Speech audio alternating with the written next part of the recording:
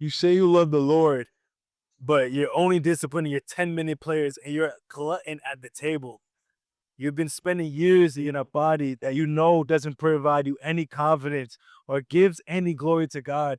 You've been settling time after time again with just being mediocre. We're cultivating the same thing that God has given you.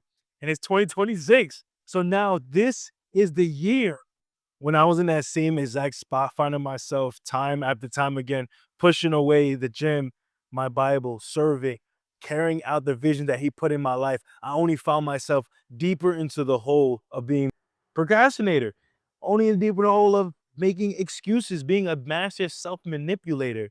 And every day I was just withdrawing from myself. I was taking away from the future that He first had destined for me and deciding that I wanted it now. Thank you. I spent years playing my own life. I was just like the prodigal son. I would want my inheritance now. I would trade every ounce of purpose that God had in my life and just want the pleasure right away. I didn't care about later. I didn't care about 5 years in the line. I didn't care about getting married. All I knew was I wanted to relax and have a good time right now. And that's all that ever mattered. And that would cause me to spend hundreds of dollars on eating out on food. My favorite Popeyes order, getting the ghost pepper chicken sandwich, out of what reason other than just wanting to try new things and being in the loop. But all the loop really did was keep me living in a loop. So my life was like a bucket with holes in it. But you have a bucket that's trying to be filled up with water. But if there's holes, it won't be able to hold any water. And these were the main things killing me. I'll give you three main ones: sloth, gluttony, and passivity. Sloth, I was moving too slow. Anytime God gave me a vision about something, I was too stuck thinking about what if it didn't work? What if I spend all that money and never get my return back and I just end up being in debt? So I never had any speed or urgency behind anything because I always didn't trust myself. I made so many decisions between getting girls pregnant, making them have abortions, not good spending decisions in the first place, that when it did come to wanting to have a speed and trusting what God was calling me to, all I could ever do was doubt it. Gluttony was a huge one because that was the real root of my lust. I found that it wasn't just the women that I was idolizing, it was the idea of pleasure. I could never undo that dopamine rush that came from women because I only transferred it over to food. And so when I wasn't watching pornography or masturbating, it became a lust after always wanting to relieve myself by what I ate. And so the passivity ultimately culminates all this because all I wanted to do was not do too much. And most times when it feels like being home and being a homebody is celebrated, and that's the best thing to do, you get this trifecta of having holes in your bucket. How could you lead your family or a ministry when you can't even lead yourself? You're spending so much of these hours of just doom scrolling, being on your phone, that you're exchanging God's very destiny on your life without even thinking about what's the cost. You're asking about what the cost is for the gym. How much is it going to be for your blood work? How much is it going to be? How much time is it going to take for you to get there? But instead, you should be asking the reverse question: how much time are you stealing away from the future that He intended for you? How much time are you robbing of your family and they will be able to spend with you? The same prayers that you pray for now, you won't even live long enough to see past because you haven't cultivated what He gave you. And to escape this cycle, the same withdrawals that I was stealing from myself from my future, I started making deposits. And there are three main deposits that empty out this cycle and this loop of always being procrastinating, always falling into overeating, being glutton, being stuck overweight and uncomfortable in your body.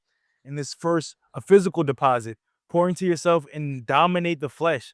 Usually the first thing in the day, knock out 50 push-ups, knock out 50 squats, whatever it is. You want to make sure that you set the tone for your flesh to let your flesh know that your spirit is stronger than your flesh and give no way into it. And if that sounds like too much, then right now you're doing too little. Now, two, nutrition. I want you to understand physical nutrition don't go hand in hand because some people can be gym warriors, but they can never control that appetite. And it says hip cod with their bellies. First of the work I introduced to food nutrition is one of the strongest things you can ever master because if you can control your diet, your taste palette, what you crave, then you will always be able to have control over what you do. You'll have the self-control to run away from sexual lust. You'll be able to flee from sin because you have better understanding on what triggers your flesh. You're showing up and being able to dominate it. Three, spiritually.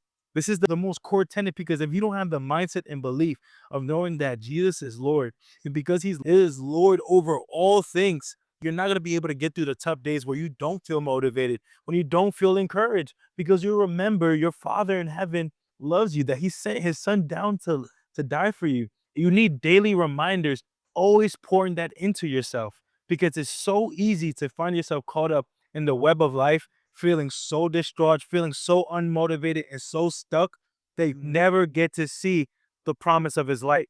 And that's why most times you can get great results in the gym. You can lose the weight, but you never become this new identity and a new person, being consistent, being disciplined. And the truth is, well, all it is, the enemy wants you to make sure that you don't get to the full potential of what God intended for you. Instead, he wants to see you stuck. He wants you to see on the couch, depressed, thinking over how many times did you make a mistake. Don't do it. Fear. Fear is the opposite of love. It says God's love casts out all fear. And if you find yourself always hesitating, if it's time to take that next step, you'll never know what happens. Because all you do is stay stuck in your own mind, being tormented by the what if thoughts. And so this is only for people who are done with the what ifs and they're ready to get started of this new life, this transformation of becoming consistent, disciplined, and in the best shape of their life. Because if you haven't made up your mind now, then life is going to give you a reason to. If you haven't decided to change now, there's going to be something God throws your way to make sure it does. And I know for me, wherever He throws my way, whenever that door gets knocked on, I want to be prepared. I want to hear good and well done, my faithful servant. And I never want to think twice about what He called me to. And I want to pour out empty every single day so that by the time I shut down at the end of the night, I know I gave it my all. I gave my wife my all. I gave this life everything that I could possibly could.